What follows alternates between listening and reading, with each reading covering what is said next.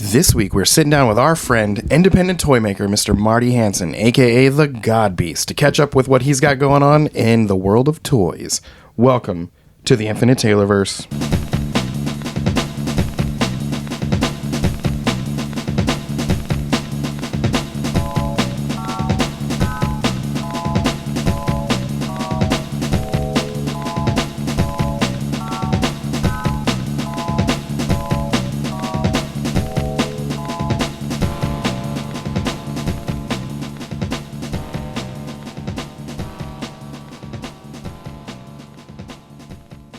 Warning. Red alert. Ay, ay, ay, ay, ay. Danger, Will Robinson.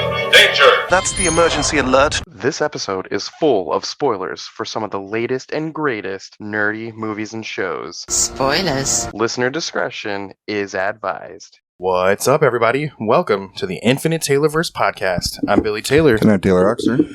And this week, we are getting back together with our friend, independent toy maker, super creative guy, super awesome guy, Mr. Marty Hansen, the Godbeast. And Marty's here with us right now, man. Marty, how you been doing? What's up? What's going on? How you doing, Billy and Taylor? We're doing great. Yeah. So the last time we got together and that brief little time at the KC Retro, it just was not enough time to talk about all the awesome stuff that this man does. So we brought him back on the show to catch up and just talk about what's going on. But before we jump into any of that, let's talk about what we've been nerding out about this week, man. So, Taylor, what have you been nerding out about this week? This week I've been nerding out about, I started Westworld, the HBO Max series, because I had just seen the movie like literally a month ago, the original movie. Yeah. Just never got around to seeing it. And it is that first episode, which is the only one I've gotten to so far. But by the end of the first episode, my mouth was just like on the floor. Like everything was just, I don't know, it was gorgeous. And the whole idea of like AI slowly coming towards the fact that they're kind of being like abused is like, that concept is cool to me. That it's not, for once, it's not somebody built something into them that made them do it. It's just coming to becoming. Be. Yeah. I like the idea of that. And I also, the idea that it's like in a Western setting too. And you have like Anthony Hopkins is in it. You know, it's been great. I've been enjoying this week the new Monarch Legacy of Monsters show on Apple TV Plus. A coworker was telling me about it, and we've got 50 different streaming things, and Apple TV is not one of them, but I got a 1-week free trial just to binge this show. And I'm on episode 8 of 10. Like, literally, when we're done tonight, I'm going home to watch the last 2. It's so good. It has Kurt Russell and his son. Is his name Wyatt Russell? Who played a U.S. agent in the Marvel universe. But man, it's super cool with all the time hopping going back. It goes back to the 50s and then kind of the 70s, if you can picture that whole Kong Skull Island thing with Tom Hiddleston and John Goodman and those guys. And then the present, which, well, I say the present, but it's more like 2015, but that's what we're considering present day in that show because it's right after the Godzilla movie from back then. And all these things are connected, but it's kind of fun because Wyatt Russell and his dad, Kurt Russell, play the same guy, but decades apart. Oh, so that's kind of cool. They've done some visual transitions where Wyatt is standing there and it transitions and it's Kurt and it's, whoa, these dudes look the same. It's really cool. But I've been nerding out about that show and I'm just so excited to see how it finishes. If that dude acted as well as he did as U.S. agent, dude's got me. He's awesome. Yes, he was. That dude made me want to punch him in the mouth. Like, yes. I was like, you're that good to make me like pissed. Like I'm at my house just sitting there like, you're not Captain America. You know, just on my couch and it's just, yeah. Exactly. In this show, it's different because he's one of the good guys. But you're absolutely right. It's kind of, the dude's good. Well, it's funny you say that because I watched Martin, I don't know, a month ago when it first came out. And at first I was super stoked. The backstory and filling in gaps. But it's like, come on, we all want to see the kaiju. Right. And I'm sitting there and I'm like, oh yeah, and they show Godzilla and then they show other kaiju that you didn't even have never seen before, or you remember from the first Godzilla movie when they have different kaiju up on the, and you're like, whoa, like the big mammoth and stuff. And And then I'm like waiting for the next episode, and they just keep teasing with kaiju at the end of each episode. Come on, I mean, I love story, but as we all know with Godzilla flicks, it's like you don't want to see too much of humans too much or the storyline because that's where you start to lose it, and we don't want Matthew Broderick to ever be in a Godzilla movie again. So it's like I'm sitting here watching it. I'm trying to get jazzed about it, and then as soon as it gets good, then I'm like, and then you're like long gaps of story upon story upon story, and I'm like, okay, but bring me some more kaiju to keep me in this. And I don't know, it was good, and it's just hard to compete with the last movie. That was amazing. It was really good. And amazing. the preview for the new one. Yep. Exactly. Looks just bonkers. Right, exactly. And then getting back to Westworld, I tried watching that, and I need to go stick with it. You know how it is. If you watch it when it first comes out and you're trying to be in it, but you're not watching the right time. You don't have the time. Yep. But I will say this. Any show nowadays that has a Western theme to it, you know what? It's dying with generations. Oh, yeah, absolutely. Because my father and back, all those generations, Westerns were. And now, it's like, dude, I don't even know if kids know what a Western is anymore these days. No, it's crazy because I feel like every Western that has come out in the last, 10 plus years, it had a gimmick to it. Yep. Like, Aliens vs. Cowboys. Yeah, well, Which I like, by the way. For what it was. Tarantino's Hateful Eight. Oh, yeah. Yeah, it was an awesome. awesome movie, but it's a bottle episode. Oh, yeah, it is. Right? It is. So I think we just need a good director to come out with a John Wick styled Western movie where it's not a lot of movement. We need a Brave Star, man. We need a Brave Star movie. Come on. I don't know. I don't know about that. That would The toys were cool. I'm not sure about the cartoon. I don't really remember it. Yeah, if I was going to get Western toys, I think I'd go with what were they called? Mutants? The Cowboys? Cowboys with Moo Mesa. Yes, that's right. There you go. I'm like, dude, Mootons, what are you talking about, bro? It's like, I knew they're there. Those are cool looking toys, they man. They are cool looking toys because, cool. and I just liked how they fit with Bucky O'Hare and all the turtles. Yeah. There's just something about the family of turtle toys. Yeah. It's like they knew that each other were making these lines at the same time, and then for some reason they all came out and looked exactly the same. I'm wondering, didn't Playmates? I could be way wrong, but did Playmates make Cowboys of Moo Mesa? Did they make? I'm not Bucky 100%. O'Hare? I mean, I'm trying to remember who made those toy lines. I tend to because, and I'm getting older, so my toy encyclopedia mind is starting to dwindle. But it's like I used to collect Lee's Toy Review. I had issue number 1 up until they ended, and Tomart. And they had price guides, or sometimes they were just, pictures and articles. Mm-hmm. But my toy encyclopedia knowledge got so strong in the 90s. It was ridiculous. And then it spread on to 2000. Then, of course, age catches up with you. And now I'm getting a little rusty. Sometimes I'll see something like, try it. I'll be at a flea market. I'm like, oh, man, I know what's good. What is it called again? What's it called? Or I'll try to recall something for somebody. I'm like, oh, my God, I'm 52 this year. It started. It's begun. But it's funny because I can remember the toy lines, and someone can describe them to me, and then I can name the toy line. Yeah. But if you ask me who made it, sometimes, especially 90s toys, because you guys grew up and those were your jams, For me, I was born in 72, man. So my jams were Mego and Kenner and Remco, Marks. I mean, old toys. So it's like I stopped collecting around I don't know what I was like, probably 6th grade, 7th grade.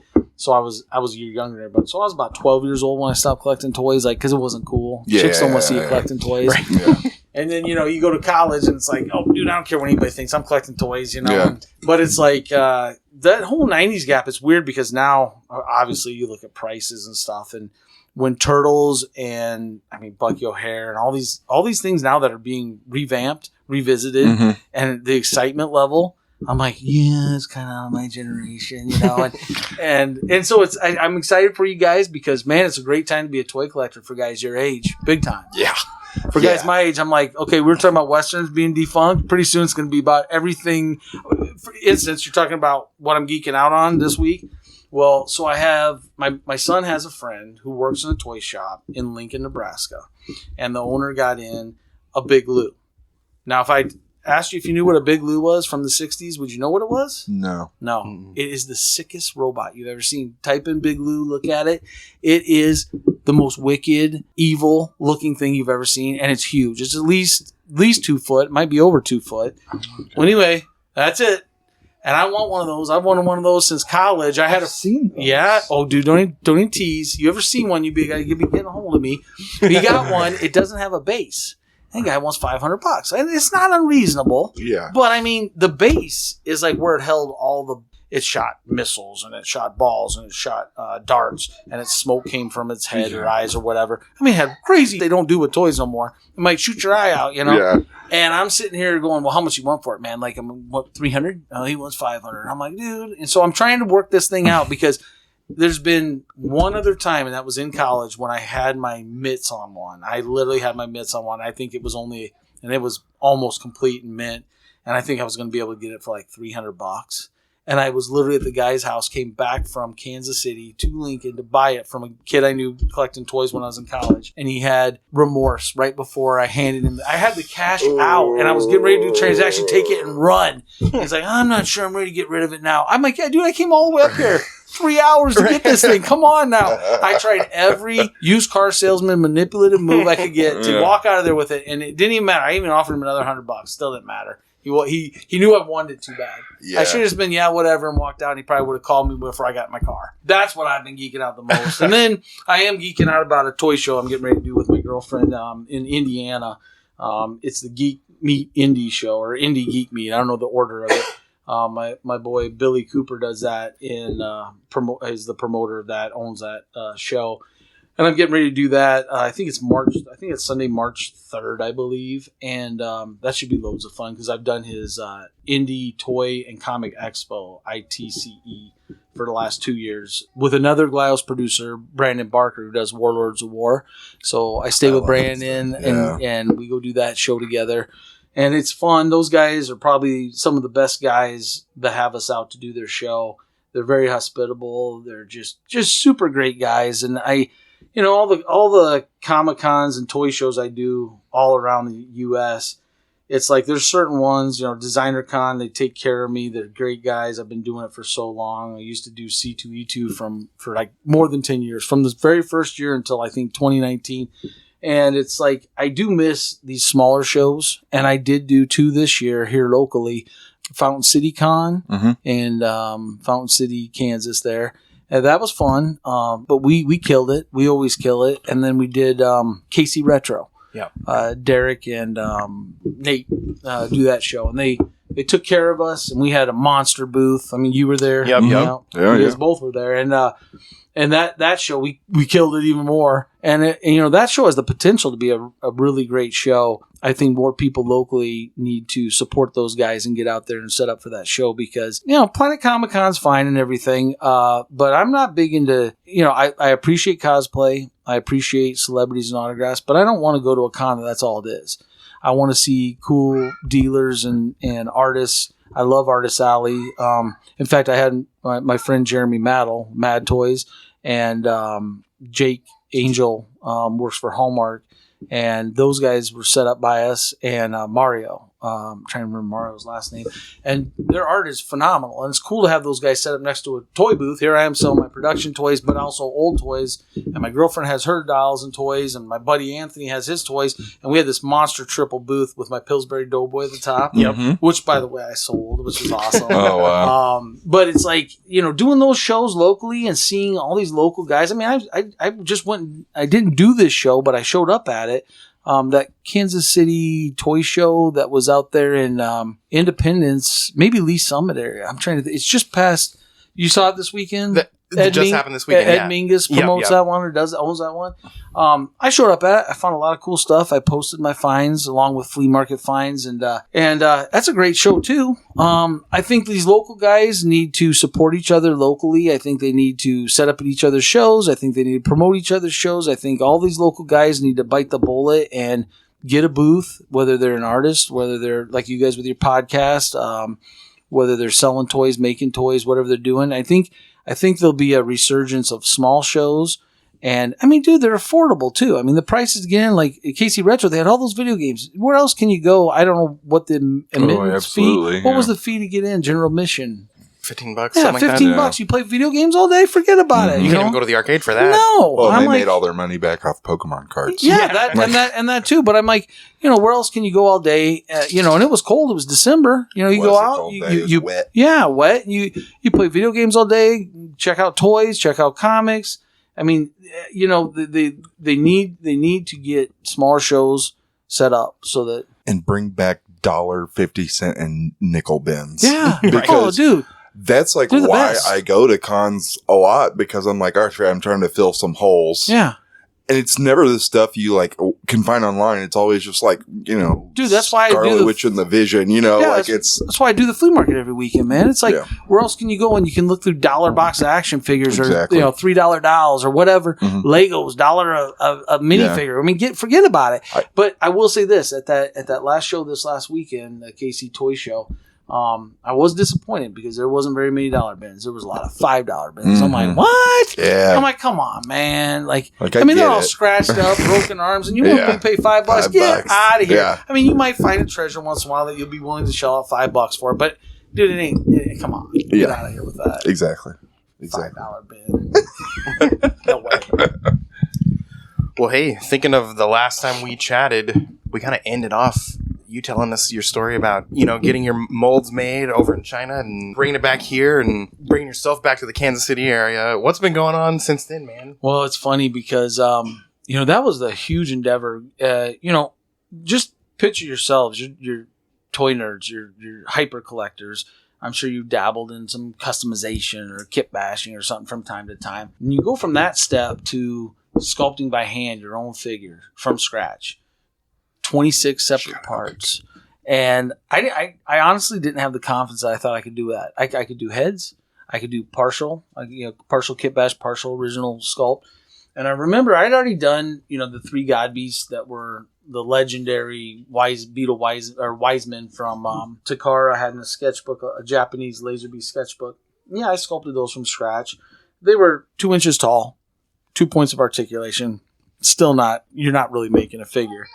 And they were in resin. Well, so then when I started doing Kabuto Mushi, if it wasn't for Matt Dowdy, who is the owner of Onell Design, who is the Glyos system of joints that we all use, very generous guy, giving me the confidence to say, man, no, you can do this, man. You've got it. I mean, you've already done torsos, heads, and I just put all together.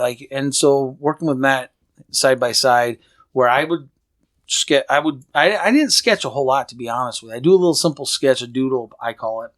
I would just start sculpting. My sketchbook was really the Castelline wax that I was using, and I'd just start sculpting, and then I'd show him my rough figure, and I'd show him parts, and then he'd do a sketch based off of my sculpt and give me some more ideas, and then I would sculpt off of his sketch, and then I'd get it to more of a completion, and then I'd show him photos, and then he would send me back another sketch. And we went back and forth, but when I moved back to Kansas City in December 2012, it was spring 2013, I'd probably say about February. And I started on that figure. And my studio was down in the West Bottoms in another studio space that they just let me I used use. to do pirate punk shows in the West Bottoms. There you go. Where we would get a generator and then we'd hook up and then we'd have our band start playing and then we'd just play until the cops showed up. That was better than I bet that was back in the days when it was better than these bougie West Bottoms now, right? Yeah, because, it was wild because, like, they were lofts that were, like, shut down. Yeah. So, like, it was literally, like, and, like, 50 plus people would show up. Yeah. And then all of a sudden, everybody's running out of the building. You'd hear it. You'd hear no the, wonder the cops show up. Yeah, and it's, it's in the West Bottom. There's nobody for, like, miles sometimes. The West Bottoms was such a gritty, even in 2012 when I went down, moved down here and had my studio down there. It was such a gritty place. There's such a great place to take photos of action figures, by the way. That's when that was going on, in 2012. Yeah. That's when I was living down in Midtown. And then at about, 16, 15, somewhere around there, they started renovating everything. They started putting in new buildings, renovating stuff. They had more restaurants, more bars. They started doing the first, whatever the flea market is down there under the bridge. Oh, yeah. River City, isn't that what it's called? No, it's called not the first Friday is down in Midtown area. Crosstown. Yeah. Crossroads, sorry. Must be second Friday or something Maybe, like that. yeah. And it's a flea market. But anyway, I would go down there and I would leave at like 5 a.m. to beat traffic.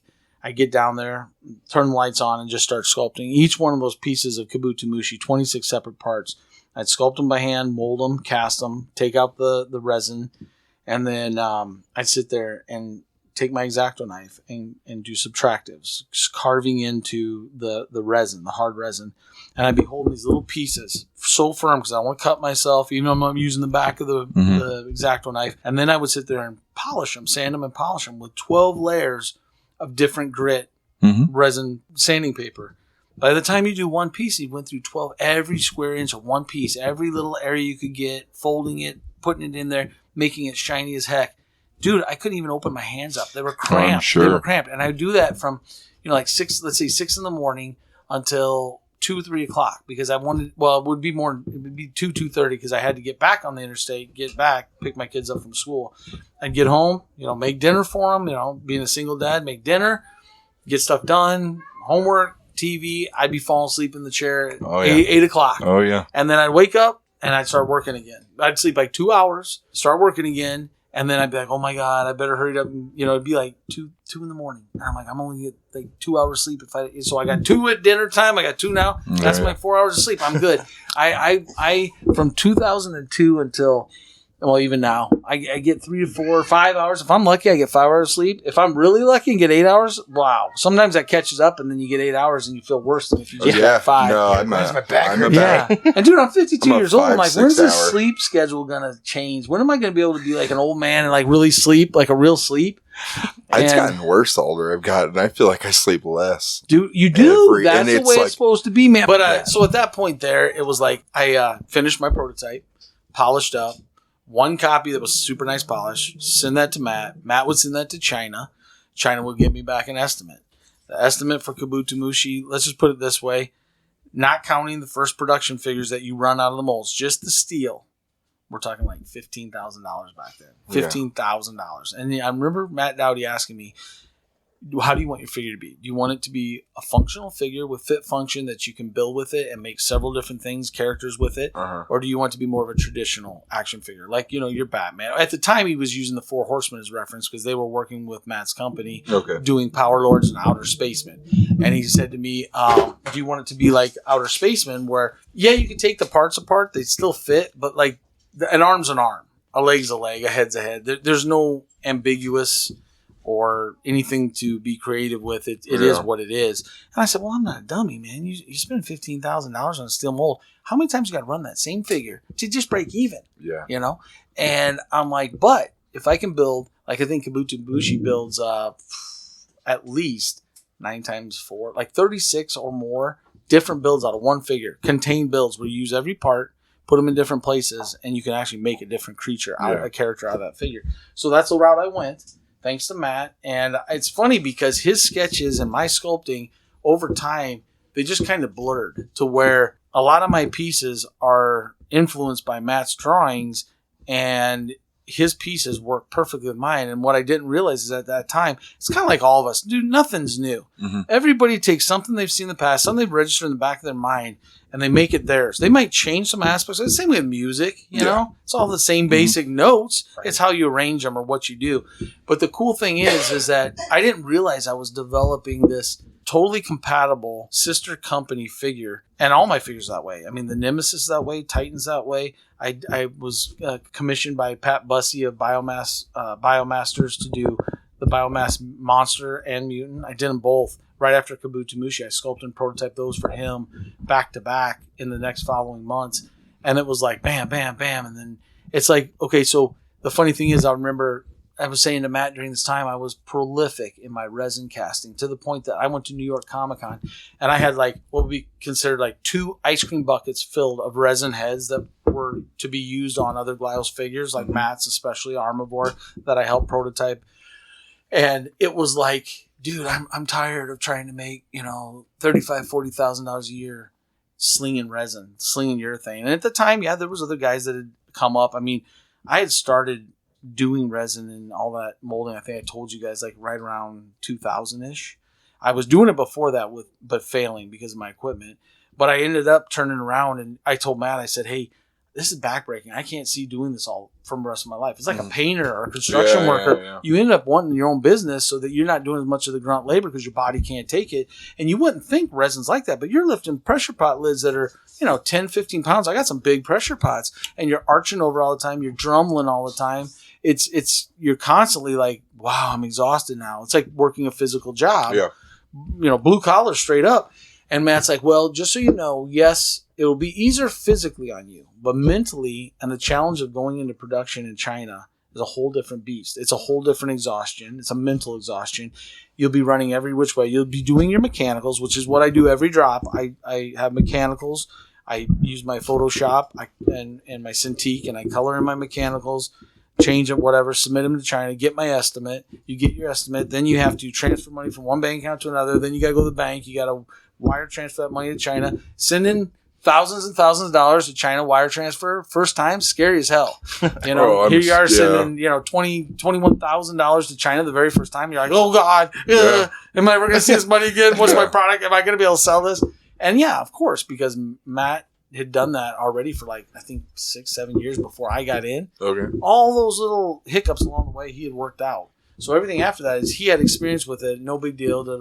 So now it's starting my 11th year now.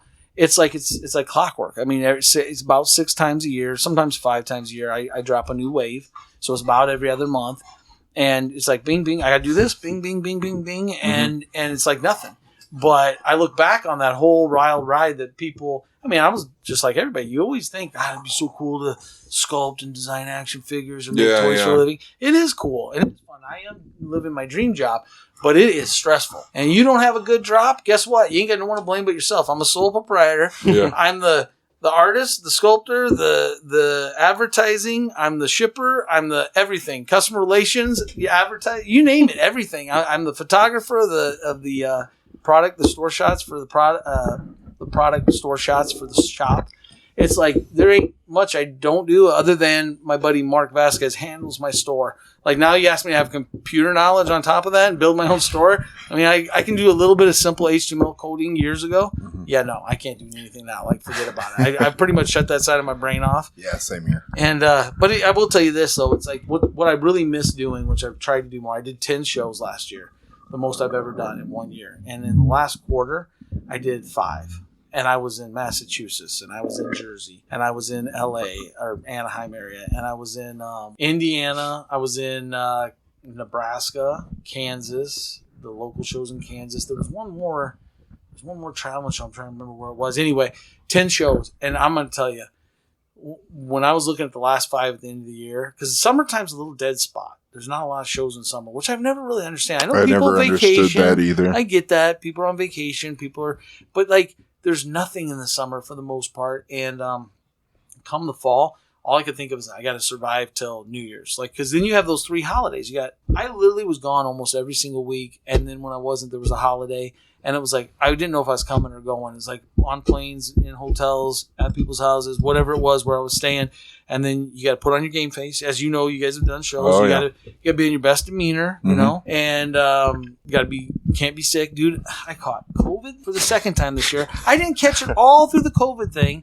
And I got it the year, this is 2023 I caught it. 2022 I caught COVID for the first time. And my body did the catch 'em all method. Right. I had every single. It broke your immunity to the max. God. Well, that's what I think happened to me. Is I'm pretty careful in proximity, and I wash my hands constantly. But it is what it is. You're on planes. You're at Comic-Cons, dude. The con crud that everybody gets at cons. Con crud's the worst. But it was funny because when I got COVID that first time in 2022 was the summer. I'm digging a 300-gallon pond under my deck, and I started before I left. I went and did that PowerCon in Columbus, Ohio, and out of everybody that was with us, including my friend who shared the hotel, and we shared Ubers and all that stuff, he didn't get it, and most everyone didn't. There was like two other people that got it, so 3 of us got it. I got home. I was out for like a day or two. And I was like, forget this. I'm going to go out and just start digging. I'll sweat this off. And I did. But, it's funny because this year, or 2023, I caught COVID after I got back from, it was in the fall. And it was like 2 weeks later, I'm in Jersey. Or I caught RSV first. So I caught the respiratory first. Then I caught COVID. And it's funny because the RSV was worse. The COVID was more like your body's weak. You have I had chills. And I had tea-chattering chills. And I had the sweats, but then it was like not much, but I wanted to take that test. Both times I took it to see, and the first time it wasn't, and so I knew it was respiratory, and that lasted about a good 14 days. Oh yeah. The second one, which was COVID, I took the test and I couldn't believe it. I'm like, it came up positive so fast. And I'm like, dude. And then I'm like, then I have to quarantine myself and be careful. Yeah, not because it's any big scare, but I don't want to get anyone else sick. It's just like if I have RSV, I don't want to get anyone else sick. That's, and I think that's what a lot of people like. That's what they lose. It's not necessarily about you. It's about all the people you hang out with. Yeah. So anyway, so that was how wrapping up last year, and that's pretty much the production. It's like, there's a little lost in translation from time to time. And I've almost got kicked out of the factory a couple times, just because, like, you know how it is when you're communicating on an email across the world, what you think, even though, your demeanor's fine and everything, but if you're persistent and you ask too many times or you demand too much, that sometimes can be disrespectful across the world. What is that squeaky wheel? Yeah. It's the oil. So it's kind of like a fine line of being in production of like being nice and playing by the rules and then being a little bit pushy, but not too much pushy. And it's a fine line because, man, I've gotten him riled up a few times, the owner, the point that he's rattling off to Matt, how he's going to, and then Matt talks him back off a ledge. And in my defense, the 2 times, there's other times I probably should have been kicked out, but the 2 times that I almost got kicked out, in retrospect, even from them, no, it wasn't me. But, it's how you read a text or an email, how something comes across. It's hard to get a voice on print. But that's something you don't have to deal with when you're dealing with resin and silicone molds. You're your own boss doing your own thing. You don't have to ask anybody. The production is mine too. Yeah. So it's like if I got to be pissed, I'm going to be pissed at myself when I screw something up or I push myself too much. But I will say this, the prices, that's a big thing right now. It's, just like everything. We didn't hit the recession because people finally got smart and kind of tightened their belts a little bit. So that kept us off the ledge. But the inflation is out of control. Yeah. And it's across the board. And it's it's not anybody's fault other than business. Mm-hmm. And business includes manufacturing. So not that our prices have skyrocketed, but, doing something like my last wave, doing a premium painted figure, probably not the best time to do it, but it's kind of like I don't do them that often. I don't want my customers always going to my store and be like, oh my God, $60, $70. I'd like them to be able to go in 16, 20, 25, whatever. So I try my best to mix it up. I try to have big deluxe sets for the people that like have the money, can appreciate the building and want to do that. Cool. But I also want something for people that are like, dude, I'm on a budget, man. I want to support you. I want to collect your stuff, but dude, come on, man, $70 is a lot of money. So I try to spread out. And that's always the big thing, placing an order is like, what do I do now? Like, okay, so I got this cool build, but I know this build is going to cost a lot. Is that how I want to promote it? Oh, I got this cool colorway. Do I want to do this homage to Cayman Rider? Do I want to do this Venom and Carnage homage that have so many brand new paint? Those paint masks and tampos on Venom and Carnage homages that I did were so ridiculous. I mean, not that their prices went up. It's just there were so many of them. And what people don't realize is every single new paint app you put on, a paint mask costs $30. One-time charge, but $30 for eye paint. If I want to put eyes, let's say a pair of eyes on my little mini Mushi, that's $60 that I never recoup because I can't really put it in the price of my figure, raise my figure up. I mean, even though it's $60, now multiply that by a bunch of new paint apps that I've been doing, like on that Carnage and Venom and Tampo, same thing. You pay a one-time fee of the film, not the film, the image, oh man, why am I having a brain freeze?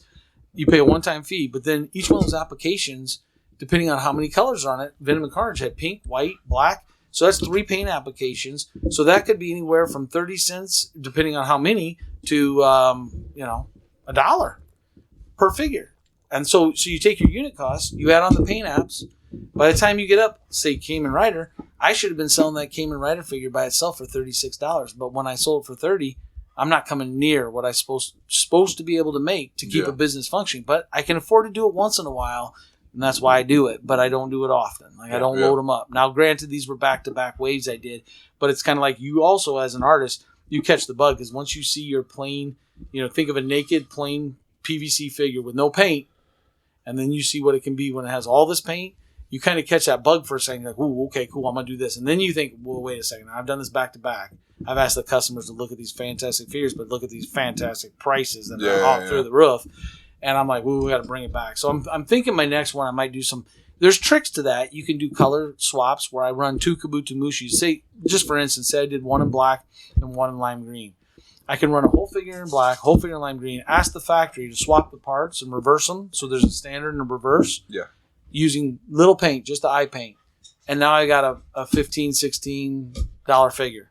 And I don't have to charge $30. Yeah. So I cut all that paint off, cut the price in half. So those are some of the ins and outs of production. So the most successful wave, and then your favorite wave that tanked.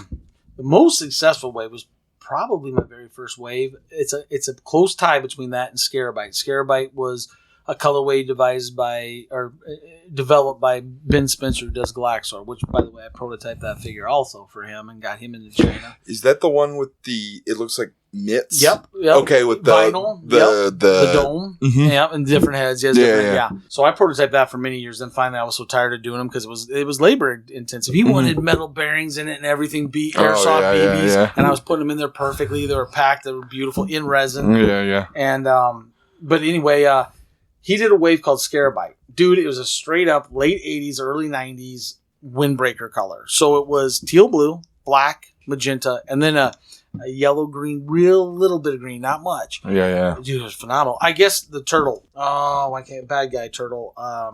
Teal blue. Oh my God. Is it Scar? Yes, Scar. Those colors look like Scar. Yeah. And I immediately went to clothing. I went to, because Ben's kind of a fashionista. That guy. Oh, okay. He's something else. So anyway, he looks like the dude from Oasis. I think okay. Yeah. So anyway, he did that colorway, and I saw it. And the minute because he sends me, they comp me their toys because I helped him get into China. So he comped me his toy, and I saw it, and I said, dude, you got a home run here. This is amazing. I'm running everything, all my molds in it. So I ran Kabuto Mushi, Nemesis, Titan Mushi, and Biomass Monster, which Pat owns, but I sculpted it so I have rights to run it whenever I want. I went all in. I had never went all in. All one colorway, all my molds, all my eggs in one basket. So you either love it or I'm screwed. And I'm out of business. And I was so confident with this colorway. But when I got them to the house, oh yeah, they were beautiful. But then all of a sudden, the other side of me started, going, oh my God, what if these suck? What if people don't like this color? Oh my God, I did them all in this color. I'm screwed. I'm going to be so screwed. Dude, those sales were like, woo, woo, woo. I couldn't believe it. I hadn't had a sale like that since I started. Now, when I started, because it's a brand new figure, everybody has that success. That first time you show a new figure, you're wiped out. No matter how many colorways you do. And that's just on the Power of Glyos collectors. It's the Power of Glyos, and it's a brand new character, and everybody knows you usually release your standard, what you envision that figure. So in my first wave, I had 4 colors. I had my standard with a reverse, and then I had, I believe it was a red that Matt had ran, a metallic red. It was a metallic brown and green color swapped. Very little paint because I didn't have no masks. I just spent $21,000, and I did just eye paint on them, and then I had a crystal clear stealth one with no paint. And then the minifigure guys had a wise idea. Oh, take mini Mushi. Don't make us have to buy the big figure to get the mini. We only collect minifigures. So I said, all right, China, ship me the minifigures separately. Well, they didn't even package them. So I got these bags full. And I mean, dude, at the time, I think I was ordering at least 300 of each of these figures. So I had a 300 bag of each one of these colors of these. And I had to take out, my sons helped me. We took out one of each, put them in a little Ziploc bag. I had header cards. I stapled them to them. And, and that's the other thing. Everyone's like, why don't you work on the packaging? Dude, I've done so much different packaging, header cards, and I vacuum form down at the studio. I made vacuum form bubbles for a few sometimes. And I got to the point, I'm like, no, because you know what? You're meant to play with these toys. They're not meant to be in the bag or in the bubble. They are functional figures, 100% functional. They don't even break. It's hard to get paint chipping or scuffs. And that's how durable these are. So I don't do that. I let them be in factory bags. But those are the 2 most successful. Was my very first wave, and then whatever, I don't know what number Scarabite was. I would assume it's somewhere in the 30s maybe. Okay. I'm up to wave 58. 7 was the last one. Okay. 58 will be the next one. 57 was the last. 58. Right on. I'm like, oh my God, I've ran 58 waves, man. That's wild. Yeah. And my archive is nuts. When I scroll through, I'm like, whoa, it's cool. What was that? My favorite? Yeah, like favorite one that just didn't do as well as you thought. Okay, so here's the deal. Whenever I do real type, which is, you guys know what real type is, it's when it looks realistic. And, I'm a bug guy. I love entomology. I love bugs. I studied it in college. I have my big bug collection. So that was my next question. Yeah. So there you go. See, I'm there step again. I'm always one step ahead of the game, man.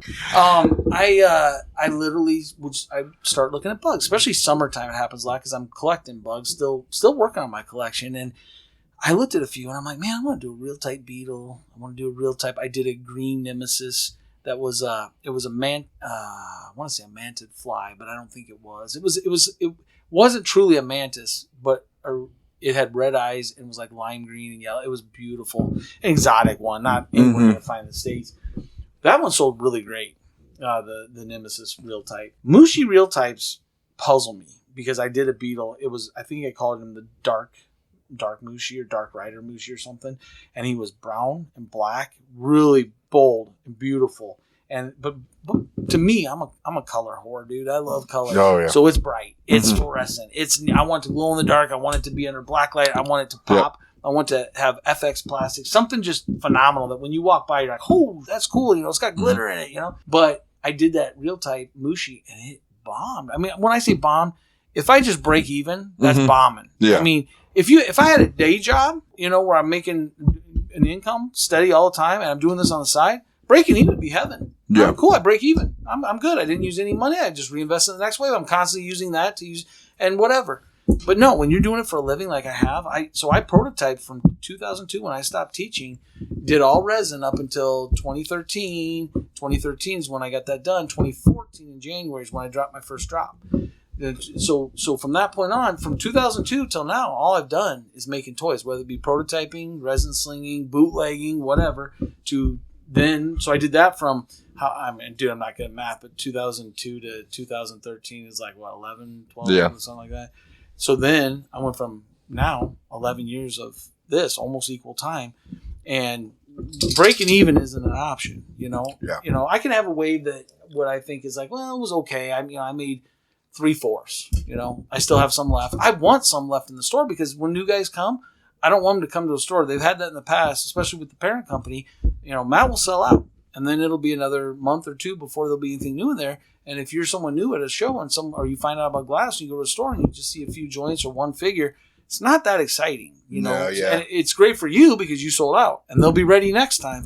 But in the meantime, I like to have stuff in my store, especially because I do so many shows. I go like, I'll just go to my site, check it out, or every show I do, I bring everything. Yeah. Not much, but I bring 5 of each figure, 10 of each figure, depending on what's new, what I know is hot. Right on. And I think variety is huge because you can walk down my table and you might be like pass, boom, and then you see that color, or you like you bought that Venom last month, and it's like, dude, when you see the one that clicks with you, then you can appreciate the figure itself too, because then when you look at how it's put together, in the case of that Venom, the backpack head is on the where the horn goes, and it's facing forward with a new tampo on it, and then you can play around. I did a double build of those Venom and Carnage where I took 2 Mushis and put them together, and then you can make a real Venom or a real Carnage, extra arms and all kinds of crazy. If I would have had it my way, I would have done super deluxes of both of those, and I would have added the Glyos access joints and swing joints. Matt devised these joint sets that are real cheap. They're like $4 or $5 a pack.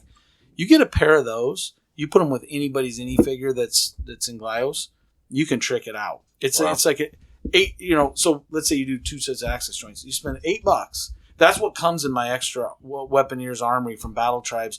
Those Weapon Armory were originally meant for Motu Classics. When Jeremy created those, they make axes and swords and shields and stuff to be used with the Classics Motu line.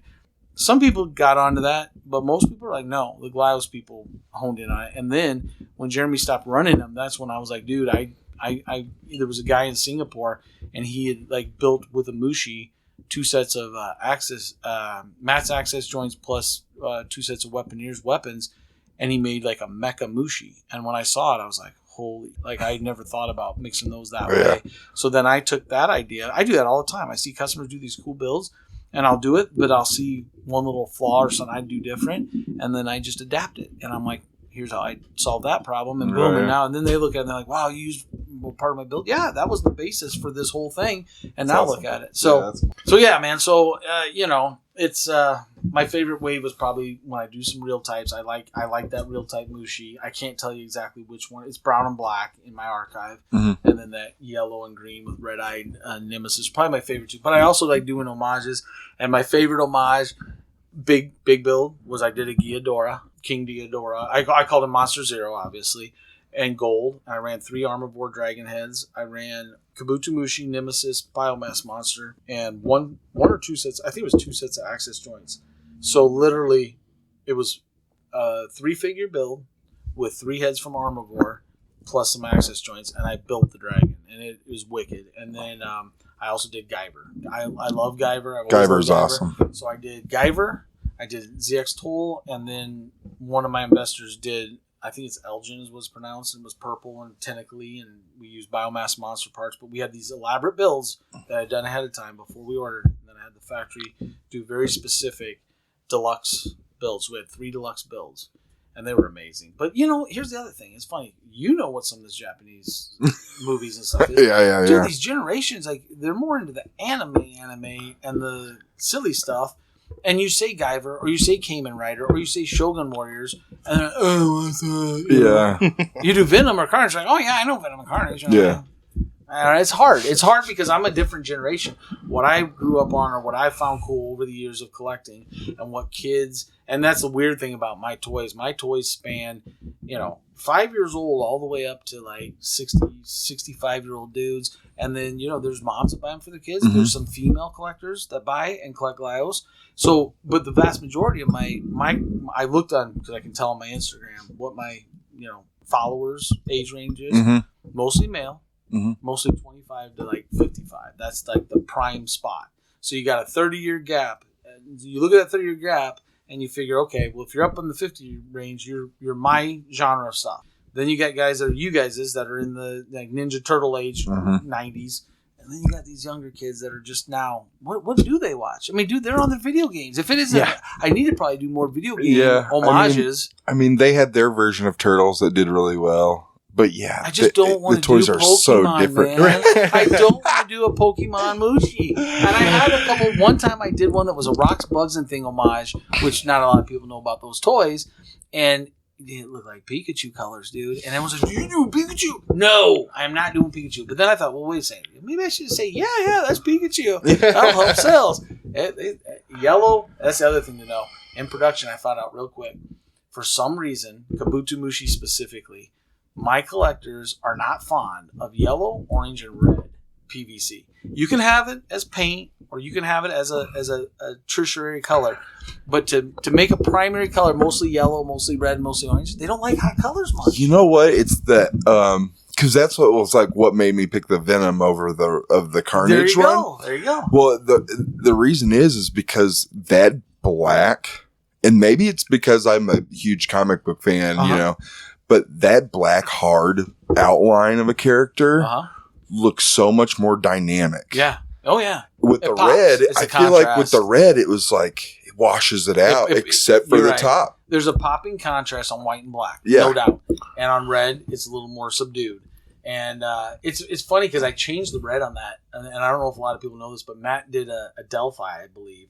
It's a character of his. He ran a red. I believe it's a red 186 or 187. And I like that red, but I didn't have that figure. And so Matt sent it to me and said, use that on Carnage. You're right. Use that. Don't use 185. And I'm talking Pantone colors. I know. I know it's kind of like nerd. So I have a Pantone book, and I'm looking at I'm tired of using 185 red. It's a real bright red. And I do like bright colors, but I thought, dude, I'm going to try to bring this down a little bit. Now, if I would have done a 185 red, I bet it would have popped more. Because it would have been a bright red. It might have. But then I thought it'll also look very Eric Larson, very, it would have fit in that genre when Carnage was around. But then I was like, dude, I don't know, man, that red is good. I want this to look a little more serious, a little less comic-y. I want to look dark and evil. I want these guys to look evil. Yeah. Even though that face is a little goofy. Yeah. Matt, by the way, but it's neat because Matt designed those. I thought all those new tampos, all those drips, and all those faces, he did. And when he was sending me, I was like, my first instinct was like, that's goofy looking. And then I kept thinking about it, I kept looking at it, but that's crazy. That's crazy. And that's what happens when Venom gets crazy. Yeah. And so I thought, you know what? I'm just going to go for gold. Let's just try it. Let's see what happens. And I'm glad I did. They're really neat. They are really neat. Yeah, they're awesome. You know what I wanted to do? I wanted to get one of the red ones and then get like a black work on it.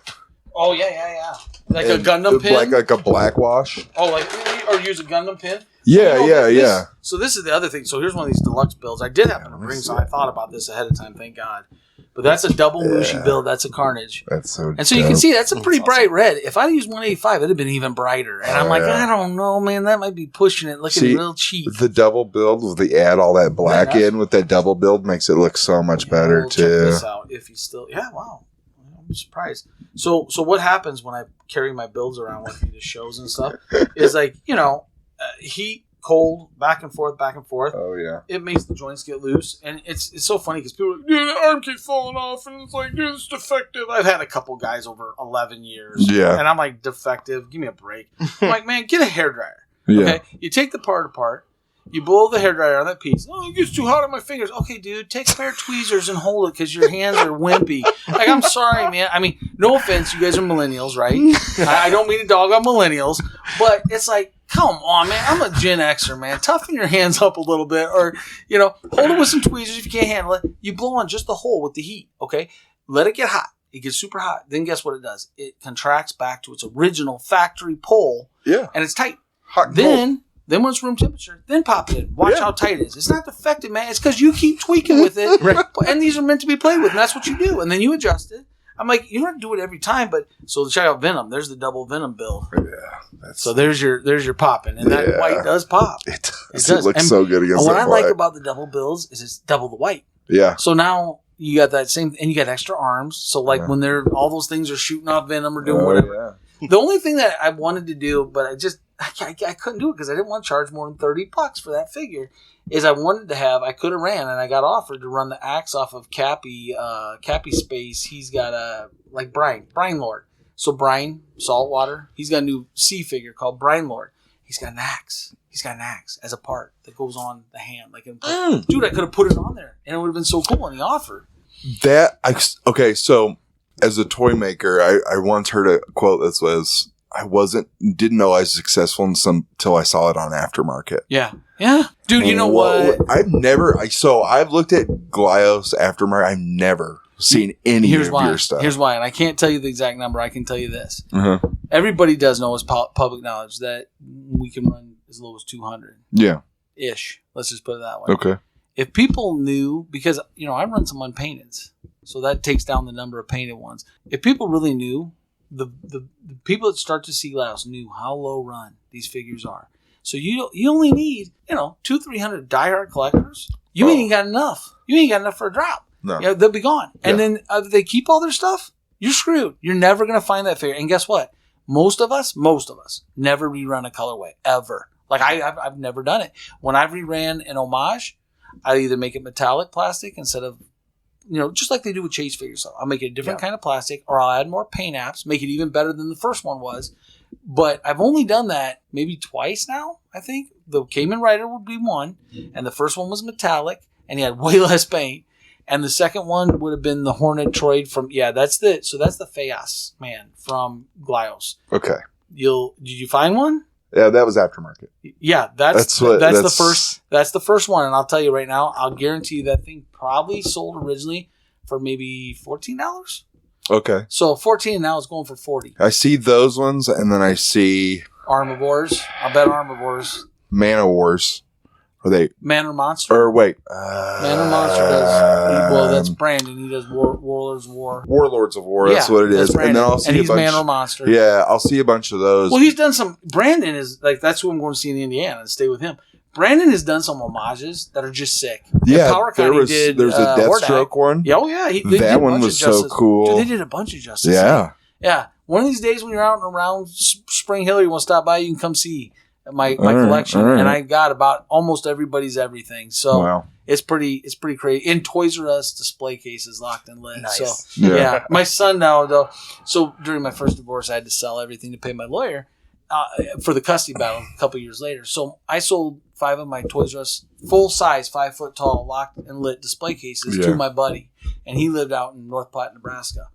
So then he moves to Kearney, Nebraska. And, I helped him load those cases because he would never load them with it. They just sat there. And I said, just do me one favor. Don't ever sell these to anyone, but offer them to me first if you're going to get rid of them. Okay, yeah. So then he goes to North Platte. I go out there and help him set up. Otherwise, I don't understand someone that has awesome displays but won't put stuff in them and display. Like, they just don't have the the drive. But it's funny. So then he goes and moves even closer to where my son is in Lincoln, and he moves to Hickman, and he decided in Kearney to sell a few. So he sold, I think, 2 cases to my son there.